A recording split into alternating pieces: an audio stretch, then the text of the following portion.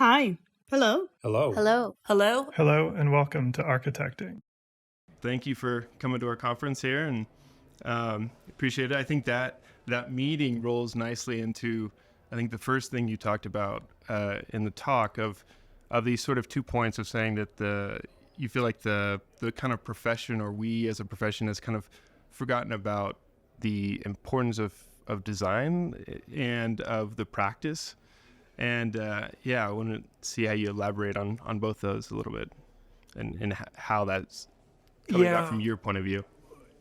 Yeah, and maybe this is old school talking, but when I was a kid growing up in the culture of architecture and art, and then I actually didn't want to be an architect, but I eventually didn't want to follow your dad. No, but I did actually wind up in architecture. It was still long ago enough where it was always about a design forward agenda. That was it was how could you make the most beautiful place and experience of anything you were designing. And so it was always that was always the discussion. It's gotten more complex now, obviously, with a bunch of other agendas that in a way are maybe really super important. There are social agendas, there are sustainability agendas. Yeah, absolutely. And what it does is it brings more subjects into an already crowded field. Probably it should, right. But I'm looking for the balance.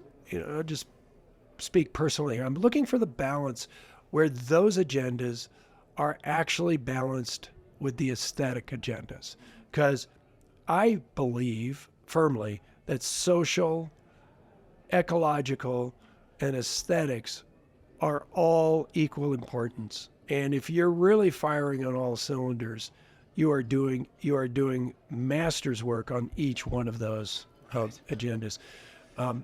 But again, it was like anytime an industry brings something in new from the outside, like when AutoCAD was brought in, it was actually kind of ham-handed. There was sort of there was a learning curve, huge learning curve that had to happen not only at the programming level but also at the user level.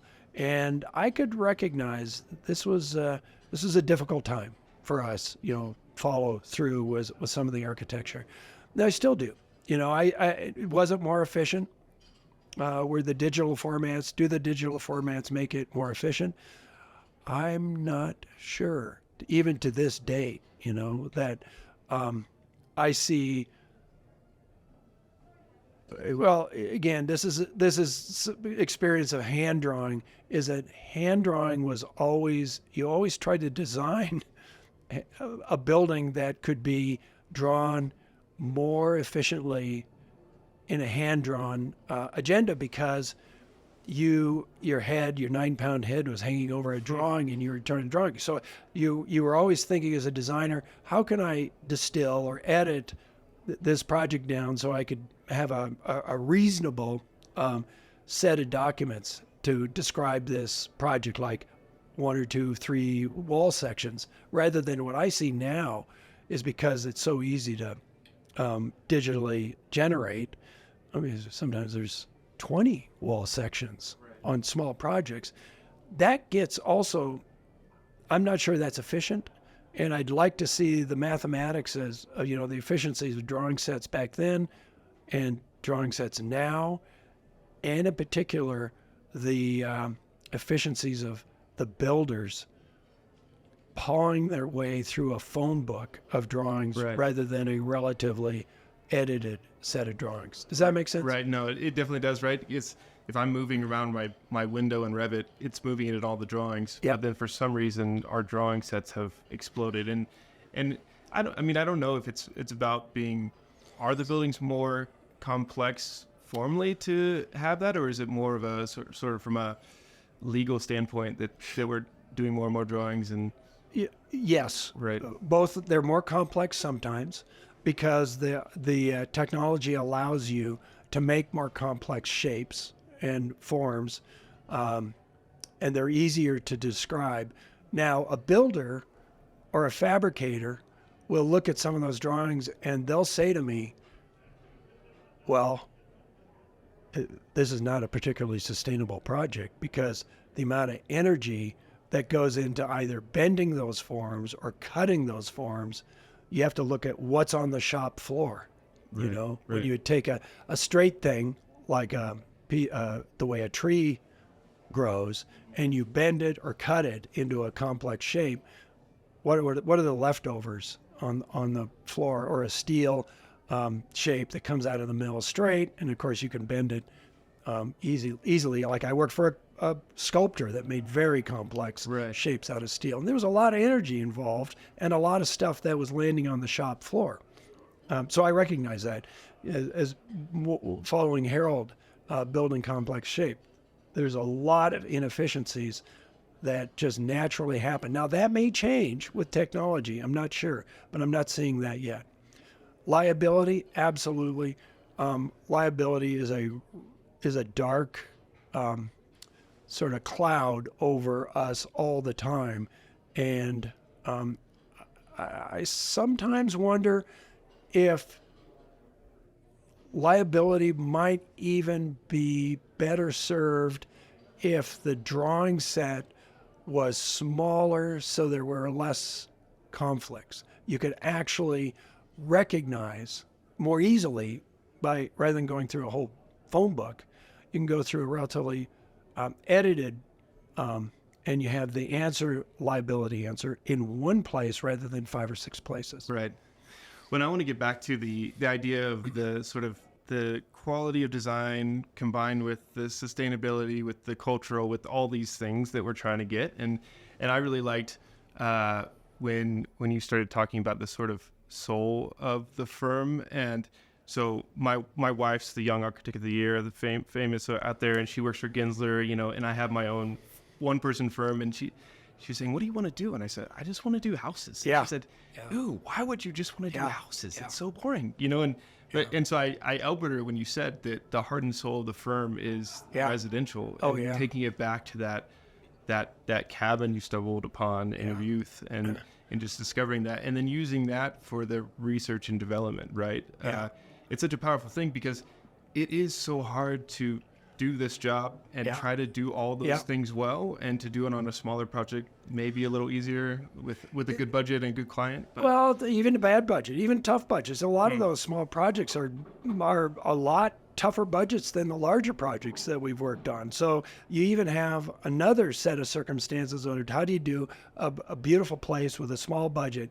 But I mean, honestly, the adventures I've been privileged to do in my life in all these environments around the world, the number of places I've been allowed to go to in the residential arena, and the people I get to work with, they're unbelievable. And so there's nothing for me. It's a super exciting realm. It's not doing suburban housing. We're doing little cabins, you know, up in super remote British Columbia or super remote Australia and New Zealand. I get to work with different climates, different cultures, different building cultures, different delivery systems, because some of these places require much different delivery systems. And you know, again, I work on large projects. I understand the large projects have their own interest. Working, you know, on a few of them right now. But some of those large projects are actually have small components to them. Right. And when you have a large project, you have a big effect, small components. It's pretty exciting. Right. And did you had your own firm, right, in Alaska for a little while, and then you came and joined Jim Olson and you know, set 12 people down to 7 people in a week or whatever. But and especially seeing your dad with a larger firm growing up, you know, did you have that vision of saying, okay, I just want to do small houses the rest of my life? Or was it the idea of hey, I'm looking at the thing ahead of me and whatever comes next? And yeah, you know, again, like the firm, doesn't have a mission statement, does not have a real agenda other than just doing terrific work, regardless of what the project is coming down the pike. And that's been our DNA. It's been my DNA. It's like climbing mountains, you know. I don't know what the situation is going to be, but I hopefully have the skills and the bag of tools to be able to solve the problem. And that, to me, is adventure. That's the most exciting part. So the residential arena is only an arena that happens to fulfill a lot of those, you know, adventure directives. I did not grow up in my early in my career doing residential work. I was working on larger projects, airports and high rises. I actually found them not particularly interesting because I was working in the same place, you're doing with the same client, same situation. And as soon as I went up to Alaska, of course I had to do small projects. You were doing skyscrapers. I wasn't doing large projects. And I got around the Alaska, the landscape. It's a huge landscape. It just was super exciting.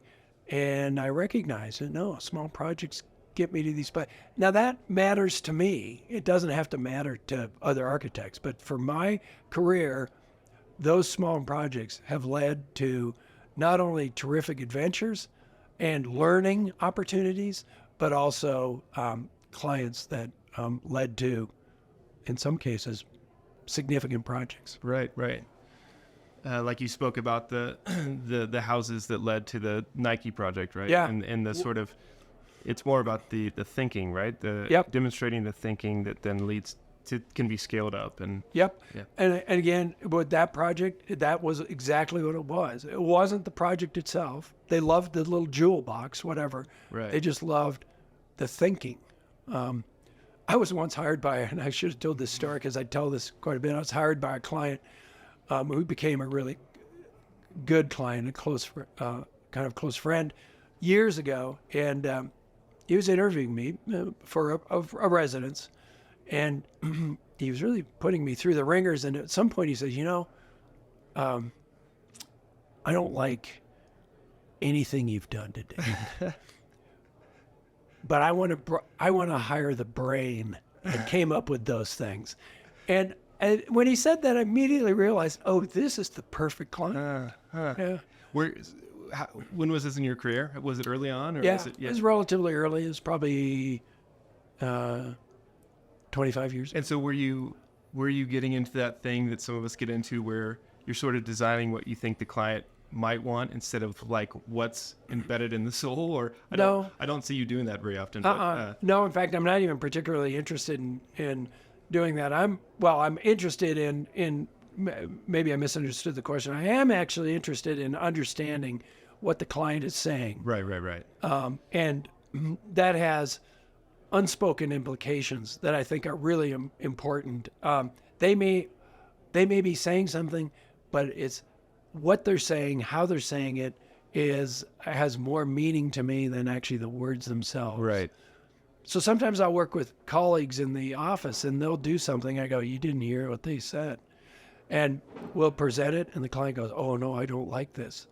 Yet you on the surface, you might think that's what they said. Yeah. It wasn't what they said. Right. Yeah. And I think, just getting back again to that statement of all these things that makes up good architecture, right? And how you get there, and your statement of, you're still working 70 hours a week. And it sort of like broke my heart in a little way of saying that it's kind of taken over the mountain experience that you loved, and you haven't skied or climbed in 15 years. And, there is this dedication that architecture, the highest architecture demands. I guess as like a father with a young kid and married to an architect, I'm constantly navigating that of how do I, who gets what? Yeah. And was that, I'm guessing that was always a struggle for you as well. But. It's absolutely a struggle, but it's like the itch of climbing, skiing, or traveling, frankly, has been met with my career. Right. I may be actually okay not climbing anymore. I mean, I certainly wouldn't be doing it now at my age. And skiing, yeah, sure, but I'm never going to be skiing at the level I was when I was in my 30s. But I'm sure having a great time doing architecture and traveling. Right. So it's, it's not like I lost something. I look at it and I think, yeah, I mean, it's like editing on a project level at design editing. You've got to determine what is a priority here, and when you can't have everything. It becomes just sort of Right. half indulgent, and so you just have to edit, and that's what I've tried to do with my career and my life. Right. And I think that advice you gave to younger architects or architects of, A, you don't know anything for a long time, and B, be patient. Right? Oh, That's just what I be struggle with patient. all the time. You got to be patient. It's not, and just you're gonna be frustrated. You're gonna have your heart broken, and that's again like mountain climbing or even mountain skiing. Sometimes you really have to struggle through some low points and just hold on. Yeah. It'll work out. What was one of those low points? In my career, Yes. oh boy, there's been a number of them where projects were canceled, maybe, or you didn't get a project you really wanted. You interviewed for a project you really wanted, and you thought you were the right architect. You thought on so many levels this is the perfect project, but you didn't get it, and those really hurt because it was like the Nike project. We didn't get that project because of the rolling huts. We were invited to them being interviewed. You have to be invited to the Right. party. Right. You can't just show up and hope to get a project. So when you're invited, you're hoping you're invited for the reasons that the project makes some sense to your DNA or your history. And so when it doesn't come through, you go, oh, Right. that hurts. And it seems like that's a bit of the thing about patience, especially thinking about a younger firm of, you don't know what Nike's looking at, right? You don't know that they're looking at those houses or whatever. And of that advice of just do good work and build it up and people will see it. But then there's always that struggle of, okay, I need to pay the bills or whatever, and this is the work I'm doing, but it's not the work I believe in or whatever. And it's like our firm just did a fake project with no client and rendered it, and we got one of those honorable mention awards, great. and then that got us our best house, right? Yeah. But I was like, this is a lot of money and time we're spending on this, Oh, yeah. and Oh, is yeah. it going to be worth it, right? You don't know. No. Yeah, and competitions, there's a good chance you take part in a competition, regardless if it's paid or not. You're still not. They don't pencil out, Right. and you might win. You probably won't win. I mean, even obviously, I have some good colleagues that win competitions, and even their hit rate is actually surprisingly low. Right.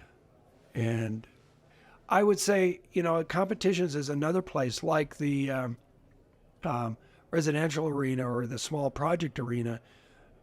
You can learn a lot. You can test out some ideas in a competition or just do something on your own. Where it falls short is unless it's built, you don't know the reality to that scheme. Right. Yeah. Right. You brought up an interesting thing that sort of frustrated you when people draw a distinct line between art and craft. Mm-hmm. You want to talk about sort of how you define each of those, and then that frustration? Well, I think we've all got poetics in our body, and we've all got function. I mean, to function as a human being, you have to have an artistic side, a poetry side, and a functional side. And I think, a craftsperson might be leaning a little bit more to the fabrication side of something, but they're also bringing something about their heart and soul to whatever they're doing. I mean, it's just the nature of working with your hands.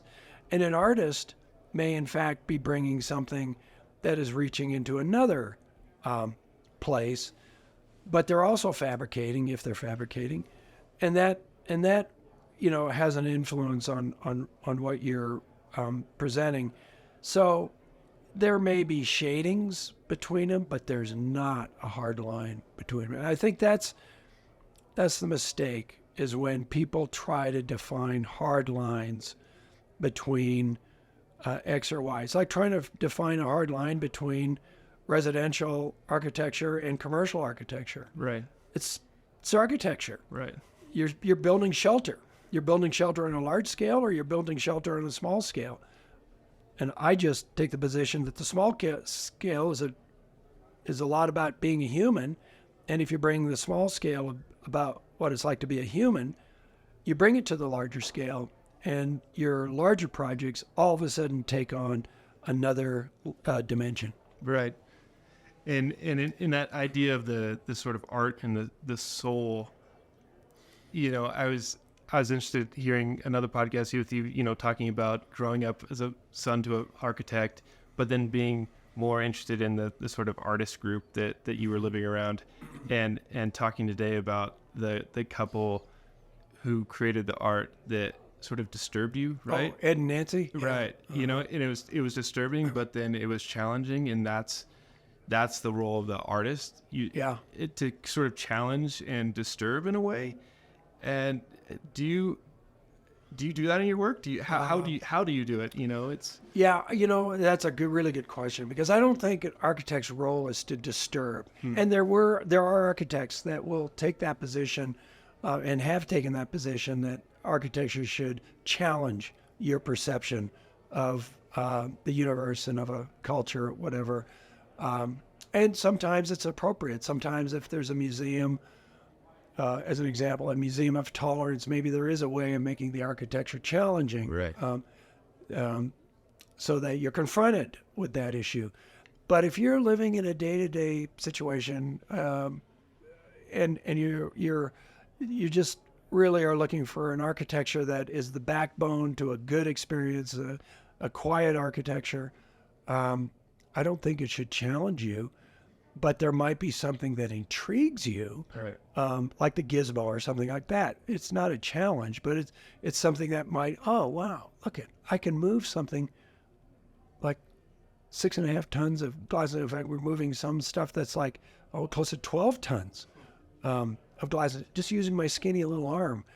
That's just kind of wonder and wow, or a spatial experience, or a sequence of spatial experiences that just wakens your perception of what it is to be a human being. I don't think that's confrontational. I think that's just making us aware of and I think that really is the bulk of the architect's role, is make us aware of our nature, of the nature, and of the culture. Right. Yeah. Just add another checkbox into what we need to do, what we can do. Yeah. I love how you brought up Alberto Kalash. He's great. I worked down in Mexico City for a little bit, and just his work, and it's not that well published, and you go into it. Oh, it's great stuff. Your soul. And it's small stuff. It's not a lot of it is small stuff, and you will see that some of it gets the library, or some of the course. offices, but But the reason those things work is because he does small stuff. Right. I think he's a perfect, and Zumthor. Zumthor does small things, but then he does large things. Right. Really large things.